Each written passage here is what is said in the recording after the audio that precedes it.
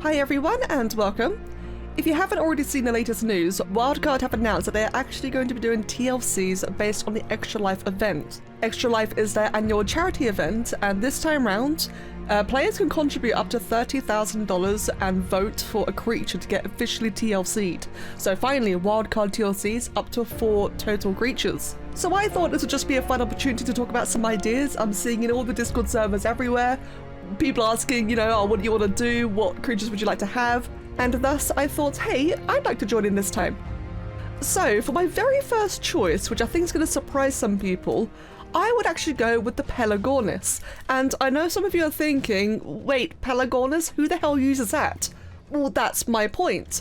Personally, I'd like to see these TLCs, not to just remaster popular creatures, because things like the Giga is already being used, Rex is already being used, Quetzal, hideous as hell, is actively used, at least in PvP, and dinosaur taming, even though it looks really awful. I personally would like to see some of the frankly useless creatures get used. Now, as far as I understand, for the Pelagornis, their only use right now is polymer. And you can actually land on water as well, and you can use these to fish with, so this is like a portable fishing creature.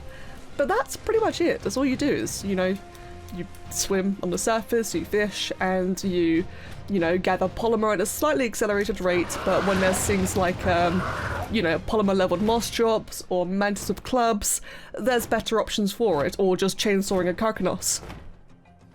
So for the Pelagornis, I have 2 very simple ideas to make this creature much more appealing.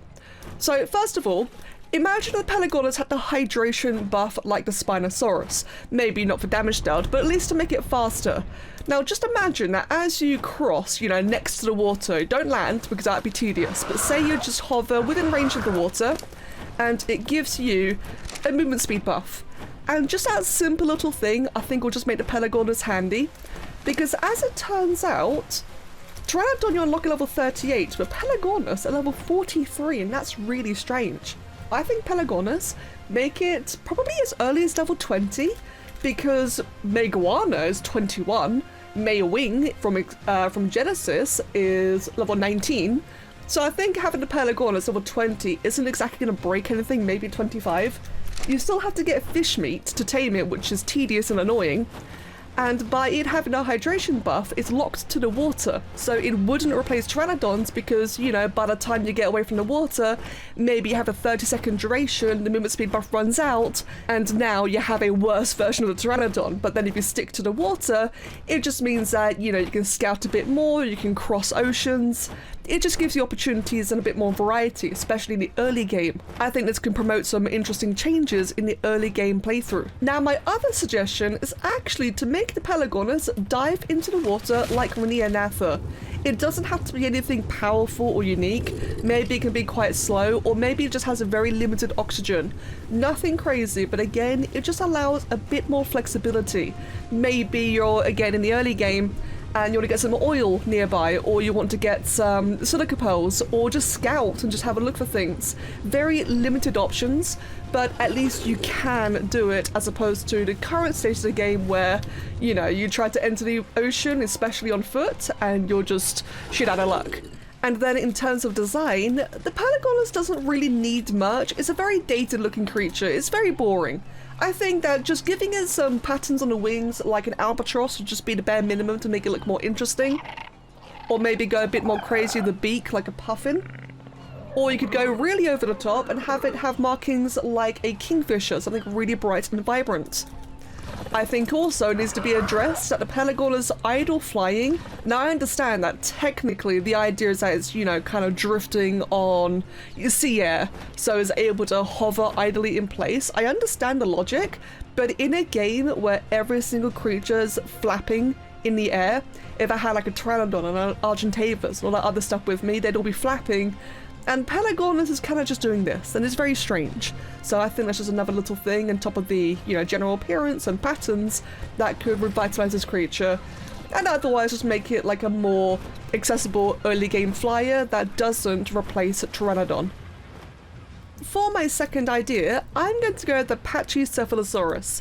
This is another, wait, what do you mean? This creature's useless. And yes, again, that's why I want to see these creatures given some love, because who nowadays even tames Apache, even back when it was first introduced? As far as I understand, these guys, they have their melee attack, which deals really terrible torpor, is a higher risk of killing creatures, so the fact that it deals torpor at all is kinda useless. Not to mention it's a very small, fragile creature as well. And the right click is a charge, but it's the same charge as what Trike has, and the charge doesn't break anything, so you get stopped on like any terrain, any rocks, you can't break rocks at all. You know, for a creature with a big dome head, it's really lackluster. So what I'd like to see for the Apache is pretty much what Kavaiten has made with the Sticky mod. There we go. So the Sticky behaves as a early alternative to the Incarnosaur. So these guys can just run around and they can harvest rocks, and get rocks, metal, flint, etc. Their right click, I believe, breaks things. It does not. Okay, so I would still change out the right click to, you know, so you can actually charge through things. But otherwise, yeah, this acts as a early alternative to the Yankee. Now, I wouldn't do it exactly like that. What I would personally do is to avoid replacing Ankies and Dodeks. I'd probably just make these guys a bit of a generalist harvester where it can do a bit of everything but not very effective. Just better than a pick and a hatchet, basically. And, you know, maybe with like a little bit of weight reduction as well. Apaches typically aren't very easy to find. They can spawn on beaches, but very rarely, at least on the island. So it's kind of like the Iguanodon, where the Iguanodon is better to get than the Parasaur in the early game, but, you know, good luck finding one. If you happen to get one, great. If not, well, you're going to have to go look for an Anki or a Dodek. It's just an earlier alternative. And Apache's saddle is level 14, while the Anki is 36. So, yeah, level 14, little early game boy. If I'd actually before you can get the pick, level 20. That'd be very nice, just for some very basic resource gains, and it being really small and actually quite uncommon means it will not replace the other two.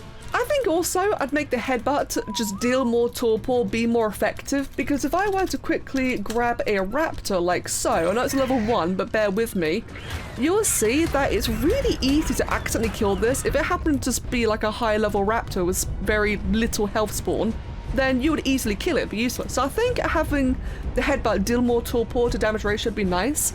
I think also, if it could slow the creature, you know, maybe like break its legs, for example, damage it so it can do a slugging effect, or maybe reduces the armor of the creature, has it take more damage. Maybe when you hit, it could do like a cracking sound effect to be more immersive. Just small little things that will give you just a slightly extra edge in the early game, and again, make this creature just less useless. And one more thing that might be a little bit controversial. Imagine for a moment that you activate, I don't know, like Sea Stance, and you actually produce a shield in front of you, so that either it just makes the Apache itself take less damage, or maybe it makes everything behind you take less damage. Now, what I'm imagining is some kind of very, very small force field. I know some of you are probably thinking, wait, come on now, that's too fictional. Well, we are playing a game where Daedon, being really hungry, heals other creatures, and a Margosaurus regrows spikes that, you know, create fire and ice and armor penetration AoE fields. We already have some pretty out there mechanics, so I think just a really small Apache, this tiny little guy that, you know, you hold C or you activate C or whatever, or any other keybind, and it just does a small shield, just a small frontal shield. Creatures or players can still run around behind you, and you'd have to, you know, you'd still have to turn around and such. Maybe it locks you into place. Maybe you can only walk with the shield up. I'm imagining scenarios like in a cave or in PvP, you know, kind of hold the line moving forward, everything behind you just takes slightly reduced damage. Nothing too crazy, just adds a bit more gameplay diversity. So for my third suggestion, I'd go with Megalodon. I think that's one that probably a lot of people can agree on. But the reason I go for Megalodon is not just because, you know, it's overall quite a boring creature, but I feel like TLCing Megalodon could actually help fix some things in the ocean. Since, look at this, right? We got 2 Megalodons right there, got another one right there, another one somewhere, yep, right there in the wall. Oh, that was really bugged out, wasn't it? Yeah, as as we all know by now, the ocean is just full of megalodons and it's ridiculous. The ocean as a whole is very unfun. I know it's supposed to be challenging, but it's not challenging, it's tedious.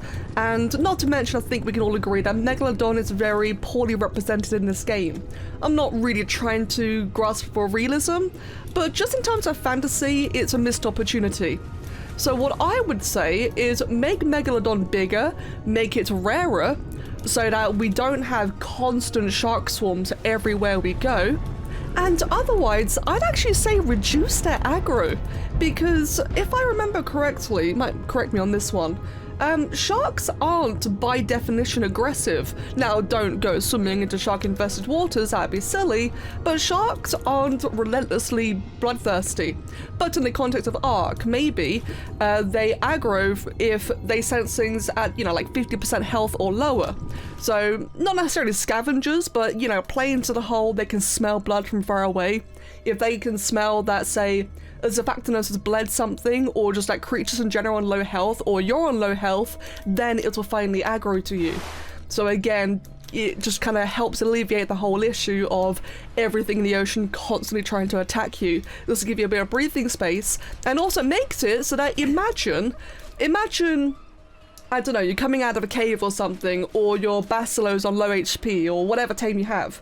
And imagine, okay, you're swimming into the ocean, there's not very much to see around, you're quite fine, but then in the distance, like a Leadsichthys, you see a really massive shark coming for you. It detects you're on low HP, and it's coming from a large distance, and it's just this one massive creature. Wouldn't that be so much more, thematic? That'd be cool.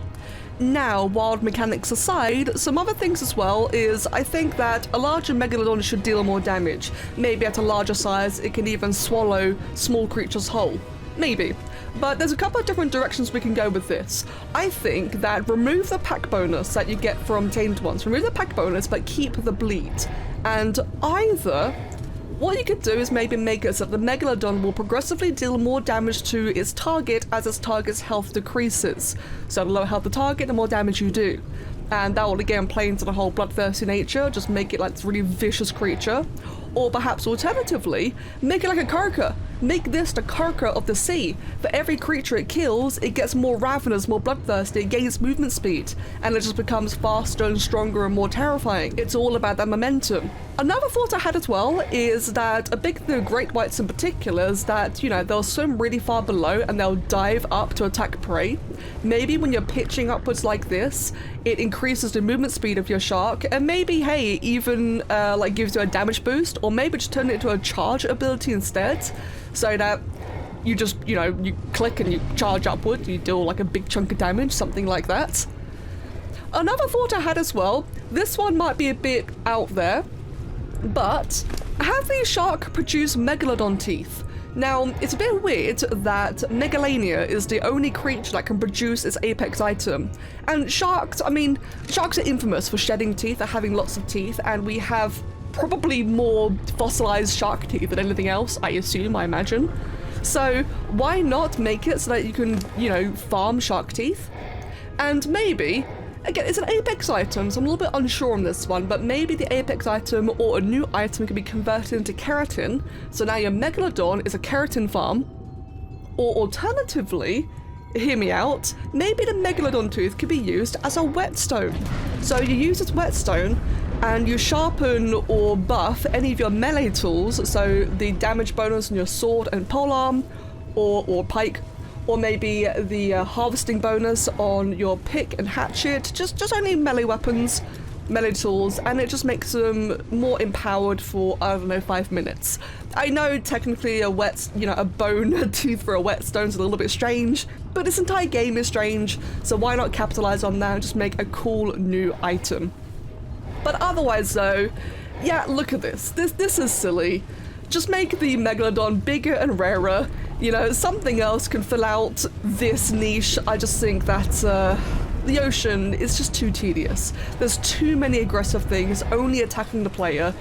And Megalodon, like I said earlier, is really misrepresented. I think it'll just be really cool to make it into another big apex creature.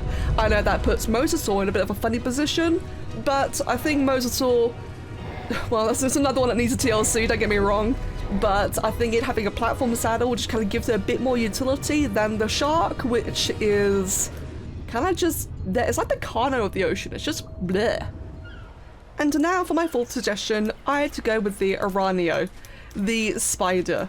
So I feel like cave creatures in general are all just very meh. I know Arthropleura have a use in PvP, and scorpions, sometimes, you know, some people might use them for knocking things out, but aside from that, yeah, that's kind of outdated by now.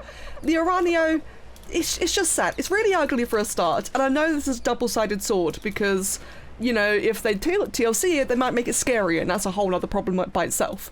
But just in terms of, you know, spider's use, so, oh god, its weight stat is... Oh, okay, hold on. Okay, I didn't realize the weight stat was that bad. So this is another one where there could be some simple, you know, simple solutions. First of all, have it produce silk. Just make it produce silk over time. We're at that point in ASA where Scorched Earth and the other DLCs are no longer locked as DLCs. These all come with the game by default, so it wouldn't be the worst thing in the world to introduce silk on a map like the island, because you already have access to all the engrams, as far as I understand. So using silk, you can make yourself some desert cloth gear, which might be handy for the really insane heat waves. Or you can make yourself a whip, which is always really handy and everyone likes whips. Or you can make a tent, just if you want to, gives you the option. It's a kind of addition that I think is really harmless and just gives the player more options and a bit more use out of the Aranio. Another thing I think this could really benefit from is, once again, going by the logic that all the DLCs are now baked in and no longer locked behind anything, I think that the Aranio would be really good as a organic zipline producer. These ziplines from Aberration, so, you know, you just shoot one on one side, shoot one on the other side, and I don't think it requires anything to hook onto them by default. Let me just double check. I did a really bad one, didn't I? Let's quickly do another one. And I think you can just hook onto it regardless, can't you? Obviously you need the attachment to reel up and down. I might be misremembering. Oh no, yeah, there you go. So you don't even need anything just to go downwards. You'll need the zipline attachment to go upwards, but you can at least use it, you know, naked going downwards. Why not have our spider make that? Just an organic version. You know, just spin a silk thread from one end to the other, and just as simple as that. So those are just two very quick ideas, and thus I have two slightly more complicated ideas. So first of all, the Aranio's got two attacks. It's got a melee bite that deals torpor and a right click that does that web spray. And the web spray is supposed to slow creatures in front of you. Now, I find this web spray very jarring to use because it's very easy to miss, it's very short-ranged, and, you know, it's very counterproductive to aim towards a creature to slow them to then run away. You know, sometimes that kind of extra step could work, but I don't think it works in this guy's case. I think it's too fragile, it's too useless to justify, you know, let me face towards my attacker and slow him and then let me run away. That just doesn't play very well. My proposal is to make the really restrictive frontal one to be a bowler. So that's an organic bowler that you can then just spam on a whole bunch of creatures. Now the risk of turning around and then, you know, trying to aim is suddenly much more rewarding because it's a full-on route, not a slow. And maybe, I'm not sure whether this one could be, you know, from the front or from behind, but what if your spider were to throw out a glob or a wall of webbing? The idea being that if it's a glob, maybe it just roots a whole bunch of creatures in place or slows them down, but if it's a wall, like just an entire wall is erected of like some, you know, 10-second lasting spider web, all creatures and players that run through that web are then slowed. I think rooting would be overpowered, but imagine if it was a big slow. And my idea for that is that that'd be really handy in caves for PvE. Say you're trying to control the flow of creatures coming in and give yourself like a bit of a breathing chance. Or in PvP, that could really counter things like pteranodons and snow owls, you know, doing their crazy rocket launcher runs into a cave or into like a rat hole or whatever. It would help counter that. And I know that might not be the most, you know, that's going to be very conflicting if it's, you know, popular or, oh no, that shakes up the meta. But you get what I'm saying? It's things that can introduce a different type of gameplay.